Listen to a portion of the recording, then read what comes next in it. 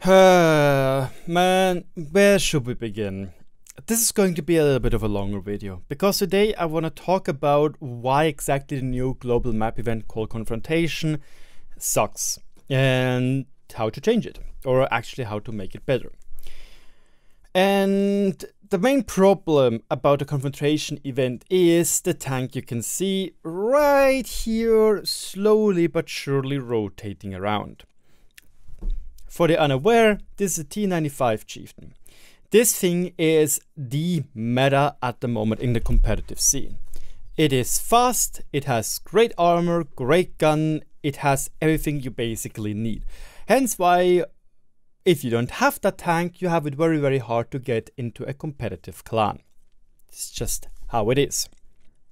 And this is the main topic of today's video. Because the new Confrontation event is actually giving everybody the chance again to get this tank. And with that, I think it is good when we are going to first look at the different rule sets, what the issue are with said rule sets, and then I would say we are going to, or then I'm going to tell you what could be done to make this whole event better, or make competitive actually better again. But before we start, I do want to point out, this is purely my opinion, and then know that the competitive scene is a lot smaller than, in quotation mark, the average Joe. So chances are pretty high that right now I'm not going to, how should I say, represent the whole of my community with said video. I'm most likely only going to represent like 10 to 20% of the people which are watching this video. But I think it is important to know that everybody now sees the problems the competitive scene has and the problems the competitive players have with the new system.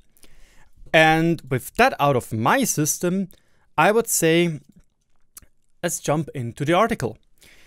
So, this new event is coming and it's starting on the 7th of February and goes until the 21st of February. And again, we are not getting any new reward vehicle, only the Chieftain. Wargaming is really keen on bolding that out. The Chieftain, I think, was missing for like 1.5 years to 2 years, I'm not entirely sure.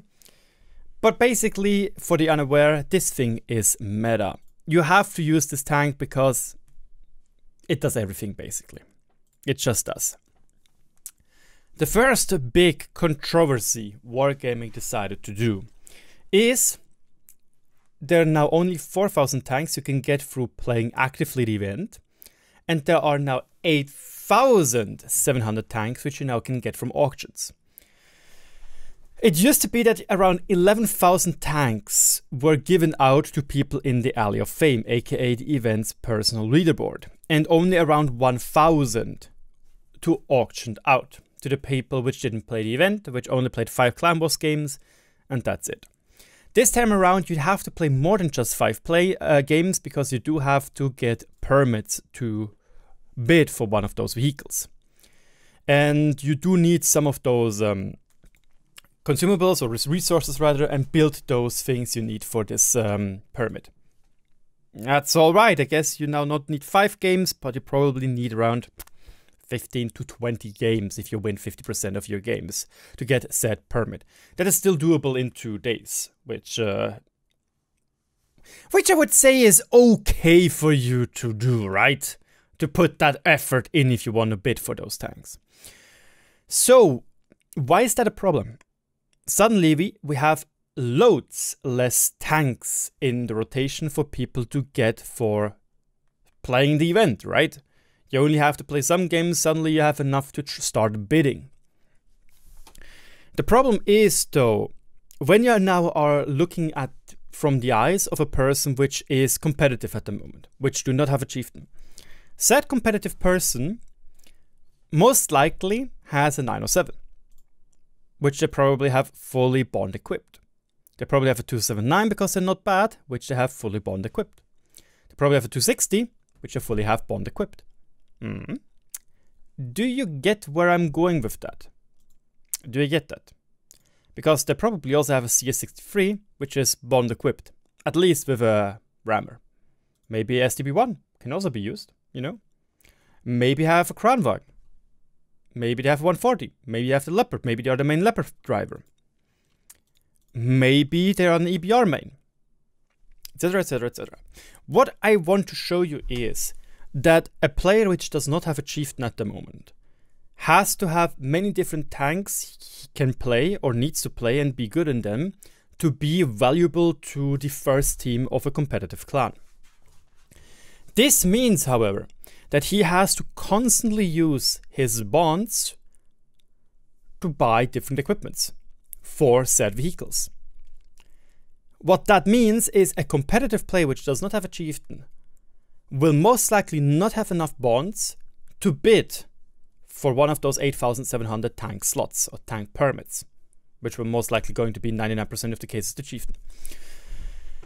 So let's move over to the second problem, which is the new personal points system.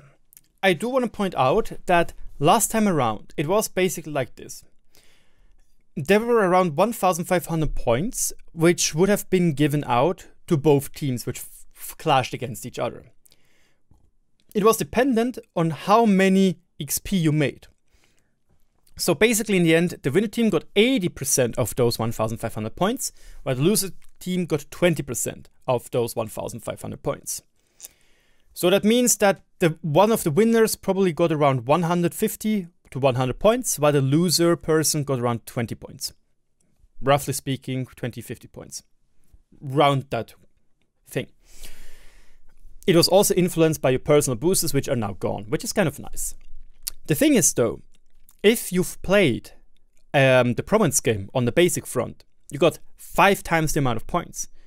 So if you won, you wouldn't have gotten 100 points, you would have gotten 500 points, or 750 points for 150. That is pretty pog. On the advanced front, where your clan gets more points, you always had 5 times battles.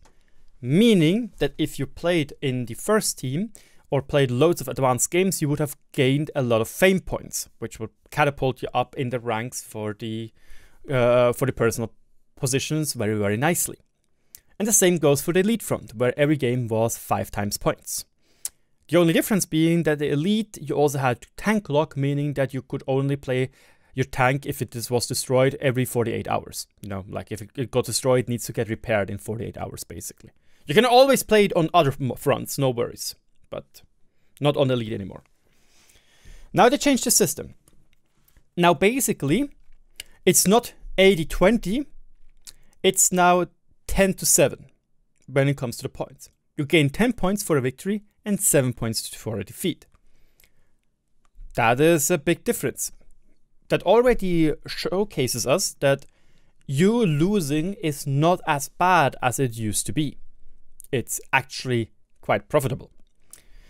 Then the next thing is they changed it that now on the basic front, you're not going to get any more 5 times games. You will just get an additional 14 points, which is in a defeat like double the points. On the advanced front, you get 21 points, and on the elite, you get 28 points. That's just now the new system. And that is, oops, that was the wrong keybind. That is now how it looks. Cheers, I gotta get something to drink. I already talked a lot for the German video. So what we now have, if we are, for example, playing one of those special battles against the province owner, and we win, on the basic front we get 24 points. On the advanced front we get 31 points, and on the elite front we get 38 points. This basically means we got 30% more points when we played on an advanced front, which is harder usually, and 60% points more on elite front, which is even harder. Where back in the days, the difference between basic and advanced was 500%. That is a kind of slam in the balls, in my personal opinion. Why exactly? You usually play advanced and elite front when you are better or your team is better, you know? So it was always nice that if you were a good player, you have been rewarded with a lot more fame points than your auto-aim Andy, which is in his clan, I don't know, with 1000 elo, 800 elo, 700 elo. and is only playing basic front, right? It makes sense that a good player is get rewarded for playing well and playing harder games, because obviously the advanced front gives a lot more clan points, aka this means that clan players or clans which want to compete at a high level, at high positionings, they are going to play a lot more advanced and elite front games. Just how it is. And now also, if you lose, there are a lot less repercussion when you lose. So for example, if you lose on the basic front, right, I'm just taking the calculator in here, it is 24 divided by 21. You only lost out on 14% rather than 60% like it was last time, if my math is correct. What about the advanced front? Now you are losing out on magically 10%. And on the elite, 38 divided by 35, 8% between wins and losses. And this is something which is one of the biggest issues most of the competitive players have. To us, it looks like that if you are starting to spam games and you don't give a shit if you win or lose, you will most likely get ahead of a person which only plays like 75% of the campaign because they simply don't have the time, but they're good. Because simply put, spamming games at the moment is a lot more profitable than trying to always win. Sure, if you always win, you are going to be ahead of somebody which is always losing. But the fact is that there's such a small difference between wins and losses, it basically means nothing anymore.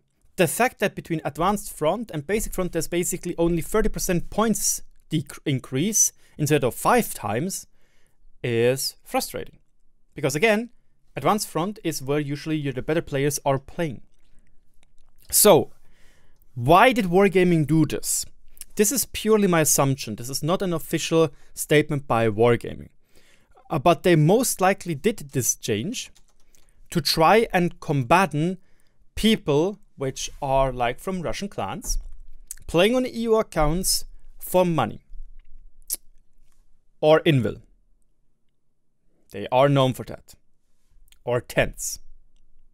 They're also known for that. The thing is, what Wargaming is trying to do, most likely with this rework system, is to combat the vastly and retarded boosting services which there are for those tanks. It's just how it is. Not only is it harder to get a lot of points, because in a previous system, you could play like 2 days on advanced front where you win 90% of your games, boom, you were in the tank ranks for a 2-week campaign. This also obviously meant that a good player, which was in a good clan but couldn't play the whole campaign, was able to still get a tank easily. No issues whatsoever. Just play some advanced games with your good teammates in the good team. Boom, you're done. Which is kind of nice. Again, it is basically like the system used to be a little bit like the current marathon, right? You go in the marathon and what do you see? Loading content, great.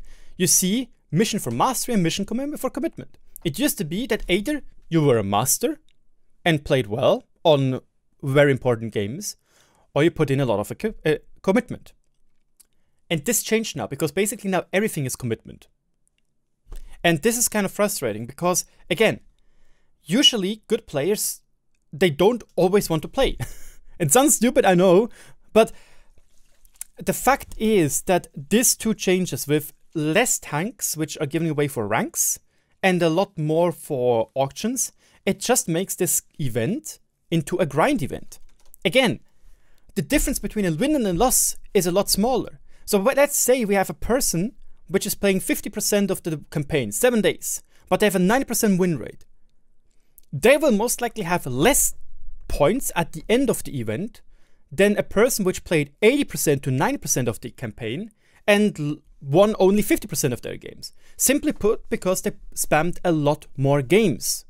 Yes, there is a difference between playing on the advanced or on the basic front, or in the elite front, but it's also kind of laughable to compare what it used to be. Again, I'm all for trying to slam dunk those stupid boosters which make loads of money from people which are too lazy or couldn't play this event. So I do understand that some people are yelling about raging. You're a dickhead. You don't see me. I'm 58. I have loads of bonds. I love the game, but I can't play because I always have to work. I have a family. I get that. But that is why we have those auctions, right? So right now, Wargaming already did 2 steps to try to fix the issue, which is there, yes, in my opinion, without even looking how both problems or both solutions are interacting with each other, in my opinion. And this is kind of problematic. Anyway, this was this issue. I think I've covered it enough. There's also the new system that you have to do 5 kills, otherwise you will not get any points. AKA it means that if, for example, you want to make a quick game and you just go for capture, you have to kill 5 people, otherwise you're not getting the points, which is incredibly stupid. Now, it also obviously means that imagine you are in a bad clan and you have to face off against Tilt, or Raid, or Invil, or Trom, I guess, and they just ruffle stomp you. 15-2. You're not getting any points. While in the old system, you actually did get points. Not a lot, but it did got points. Imagine now you're Gigabrain and you only killed 2 enemies. They killed everybody of you. But for some reason, because we didn't pay attention, you were able to cap us out with 3 EBRs. You won! You won! You would have gotten 80% of the points. In old system. In the new system, 0. Gotcha, homie. It's also dumb. Anyway, what is the big problem? The overarching issue which we have right now. What is the overarching issue, lads? Write it down in the comment section below. I'm just going to tell you in just a second, but try to think. What is the overarching issue? Is it the boosters? No. It's the fact that one of the main rewards of this Clan Wars campaigns is the Chieftain, which is the strongest tank in the game. It's just the overarching problem. So how can we fix that? One idea is, why just not prohibit reward vehicles like the 279, like the 260, like the Chieftain, etc, etc, etc. Like the Watt 7. At least also ban the EBR, by the way. But then again, the argument is, isn't that kind of stupid to ban Clan Wars reward vehicles from the event you were able to get them from? But then again, this also happens to ranked battles, but you know, I understand this argument. It's kind of sad that you're grinding out a tank, you put in a lot of hours and you can't even use it in said event. So we could, for example, go for a compromise. Why not say that on the basic front, we play only tech tree. On advanced, we play with reward vehicles, and on an elite, with reward vehicles and vehicle lock. Would be a lot more interesting, right? Because that would also mean that, especially now with the new point system where you get a lot less, well, only 30% more playing on advanced, that the average show player is a lot more likely to get a lot of points with his tech tree tanks on the basic front, right? I guess that would be the best compromise you could have. The biggest issue with that is obviously that players which right now are good, have Chieftain, have FCs with Chieftains and using Chieftains, are putting a lot of time into advances right now to fin and perfect their strategies. And now suddenly they have to do a second set of strategies for basic front, where they're not allowed to use Chieftain, 907s, etc, etc, etc. That would mean a lot more work, but it would be interesting. But again, the main problem is that Wargaming does not nerf the Chieftain. I heard some people say that the argument is, yeah, but if you nerf the Chieftain, then the 279 will be stronger. So then nerf the 279. But yeah, then when the 279 is nerfed, then people will go back to the WZ5A, or the Super Conqueror, or the Kranwagen. The thing is, this back and forth argument is stupid. It's just stupid. There will always be a meta. Remember back, 113 meta, 5A meta, Type 5 heavy, thank God it's over, Object 268 version 4 meta. They were all metas which existed, and they're gone again. But the thing is, they existed for half a year max. While now we are now 2+ years in the Chieftain domination. And that is the thing which I think wargaming really needs to do. They need to get up, grab their balls, and show us that they have balls, and just start doing maybe like every 4 months a proper rebalancing of many tier 10 vehicles. I don't want rebalancing every 2 weeks like in League of Legends. I think this is genuinely too much for World of Tanks. Wargaming is already trying to rebalance some tanks to be on par with a Chieftain. Like the Even 100, they tried to buff it. It's a really good tank now, but it's obviously nowhere near close to a Chieftain. They did buff the Kranwagen, and it's very good, and a lot of people actually say they hate the Kranwagen more than a Chieftain. But still, overall, a good Chieftain play will still fuck over a Kranwagen in a 1v1. Again, the thing what Wargaming at the moment would need to do is to every 4 months look at the competitive scene and see what is overperforming, what is underperforming, and start balancing like this. Because obviously what is competitive in competitiveness, or in Advanced Clan Wars, is also competitive in random games, right? Makes kind of sense. Because what do you see? 907 Chieftains, 279. What are very good tanks in random? 907 Chieftain, 279. Obviously those tanks are getting YOLO'd more in random games, and they're a little bit harder to play in random games in many situations because you get focused a lot more. But the thing is, I am personally sick and tired of doing this for now 2 years. Having to wait for it to update, but I'll show you. We go here, battle types, and advanced. Apply. Playing only a couple of tanks. Yes. I played a little bit of youuuu. I played a 907. Played a little bit of one Karan game. I played a little bit of EPR. And the rest is Chieftain. Only Chieftain. This is boring. Oh wow, 2 different tanks. Ray. It's boring. It's genuinely boring. And that is why I, at the moment, just want to have a change. A change in pace and a change in meta. There will always be a meta. Humans are very good at finding what is the best for themselves. Like, that is why we are even talking about the word meta. People are good at finding the best things.